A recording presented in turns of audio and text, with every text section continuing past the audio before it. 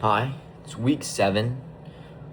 This week's question is, if the tools we use to build a comprehensive vision of the world are fundamentally limited, can such a vision ever be more than a sophisticated story we tell ourselves? And does a sophisticated story we tell ourselves, and does it matter whether it's true or just useful? I guess I mean, I agree that language, and it's really hard to lock down kind of any reason for life, I suppose, with just language. But I wonder, maybe if that's just kind of maybe a English language thing. Maybe there's there was a language, or that used to be able to describe something like that, which kind of makes me think about are we closer to understanding reality now that things are in a way more complicated, or were we closer when we were more nomadic peoples?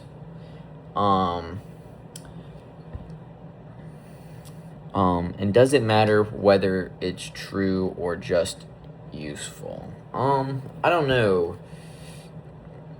I feel like it's hard to say what's true and what's not true. In the reading this week, the idea that the future doesn't exist, kind of stuck with me, because I guess in a way I agree with it, but when I was first reading it, I was kind of thinking that the future does exist. But after reading it more, I suppose I agree that I guess the future is forever changing, and it doesn't always connect to, everything is different in each moment of time.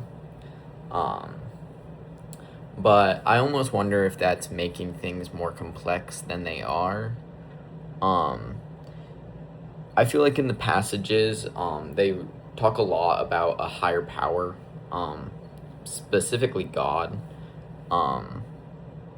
which I think in itself, when people talk about God, I think it, for me, distracts from the true conversation, because there's just so many different personal beliefs of what that is, what this higher power kind of is.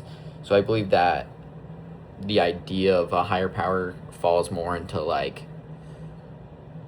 people. I don't personally believe in God, or a higher power. So kind of I my disbelief in God, I feel like God distracts us from the question of why we should, and how we should live, and what should the goal be in life. I wrote that down because I really feel like when you kind of look at wow, I'm already at 4 minutes. When you look at a God to kind of explain what you should be doing, I feel like it distracts from what you want to be doing, I suppose. But I thought this text was closer to what I personally believe in, which is reality is, I guess, a lot more of those human connections, and how we interact with each other, and in this globalized world, how is that different? I did think it was interesting that I feel like this was opposite from last week, where last week's philosopher kind of went into isolation and kind of looked at the systems we have and everything, and came to a conclusion there. But I feel like this was more of a,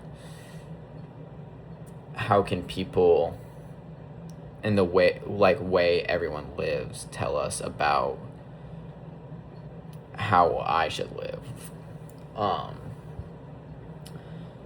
But I go back to the question. if the tools we use to build, yeah, I suppose that we really are stuck and limited by what we can logically like think of, especially since like there's like the ever like we'll never really understand what like death is. And I almost wonder if like understanding what that next part of life or lack thereof is would be like, I guess, the bridge between like the kind of theoretical understanding we have and more of a concrete one. But I think that trying to like have 100% this is true, this is like how life is, would be pretty hard, just because I feel like you need something broad, because everyone's just so different. And like you need to be, I guess, like broad about the purpose of life, but also at the same time kind of like short and narrow about it, like kind of like the point of life is to have fun, or like, you know, is that a philosophical argument in any way, I suppose. But I hope I was deep enough this week.